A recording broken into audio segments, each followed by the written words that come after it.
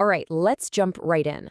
When you look at any success story, I mean, any of them, from inventing the light bulb to just starting a small business, they all have this one thing in common.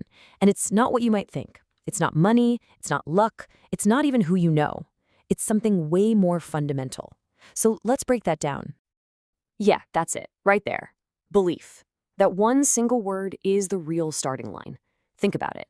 Before you have a business plan, before an investor even looks your way, before a single person joins your team, you have to believe. It's like your own internal green light that says go. And without it, nothing else can even begin. Okay, so belief. We hear that word all the time, right? But what are we really talking about when it comes to actually achieving something big? It turns out its power isn't just in the feeling itself. It's all about the timing. Just look at the order of operations here. Belief isn't something you get after you get the funding or after someone else says you're good enough. No. It's the fuel you need just to get the car started. It's that non-negotiable internal yes that has to be there first, way before you can get a yes from anyone else. But here's where so many of us get tripped up. We tend to think that believing in yourself means you think you're going to be perfect, that you'll never mess up. The reality, they're not even in the same ballpark. Self-belief has nothing to do with being perfect. It's all about being persistent. So real self-belief, it's not about puffing out your chest and thinking you'll never fail. Not at all. It's actually a much quieter, deeper confidence. It's the trust that when you do fall, and let's be honest, you will, you've got what it takes inside you to get back on your feet and go again. So really, you have a choice. You can spend your life chasing this impossible myth of being perfect, or you can embrace the reality of being resilient. Belief isn't about dodging failure. It's about changing how you see it. It's about looking at every stumble not as a dead end, but as, okay, what did I learn from that? Want to see this idea in the real world? Let's talk about a classic story, one you've probably heard a million times. But when you look at it through this specific lens of belief, you really see just how ridiculously important it was. 1,000. Actually, over 1,000. That's how many times Thomas Edison reportedly failed while trying to invent a working light bulb. Can you even imagine that? Getting to failure number 999 and still having the grit to say, all right, let's try one more time. And this famous quote from him just says it all, doesn't it? He didn't look at his work and see a giant pile of failures. Nope. He saw a collection of lessons. Every single attempt that didn't work wasn't a waste of time. It was just another piece of the puzzle getting him closer to the one way that would work. Now that is belief in action. Okay, I get it. It's easy to look at someone like Edison and think, sure, but that's a once-in-a-generation genius. You might think this kind of belief is for a special kind of person, but that's just not true. This exact same principle, it's happening all around us, every single day, with everyday people. We're not talking about fame and fortune here. We're talking about the mother working 2 jobs because she believes it's going to give her kids a better shot.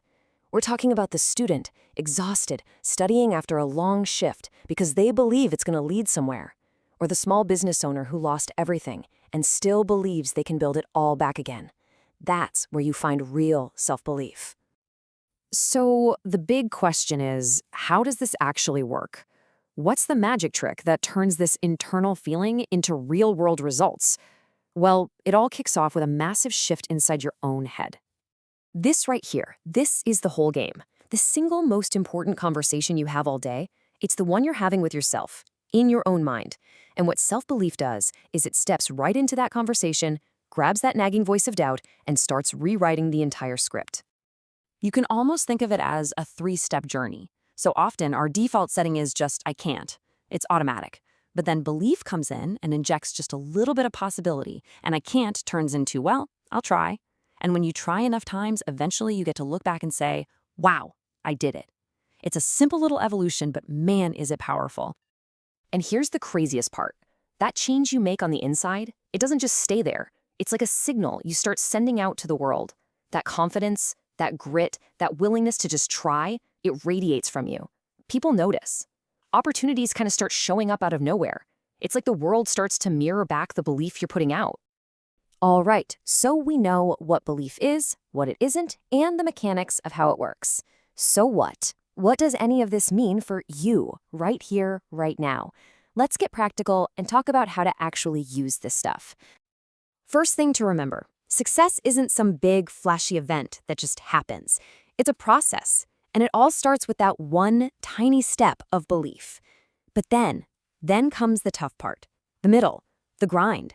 That's where your patience gets tested, and it's only by pushing through that part that you ever get to the finish line. And honestly, this might be the most liberating thing you'll hear today. You do not need to have it all figured out before you start. You don't need a perfect color-coded plan. You just need enough belief to take that one single scary step. The answers, they don't come before you start. They show up along the way. So if you're waiting for all the stars to align or for some lucky break to fall out of the sky, stop. If you're waiting for someone to give you permission, you can stop waiting for that too. The power to get this whole thing started, it's not out there somewhere. It's in you. It always has been. And that's really what this all boils down to. We've gone through the theory, we've seen the examples. Now the spotlight turns to you. Because this isn't just about learning something interesting. It's an invitation. So think about your own goals, the big dreams you have. What's the one small step, powered by belief, that you can take today?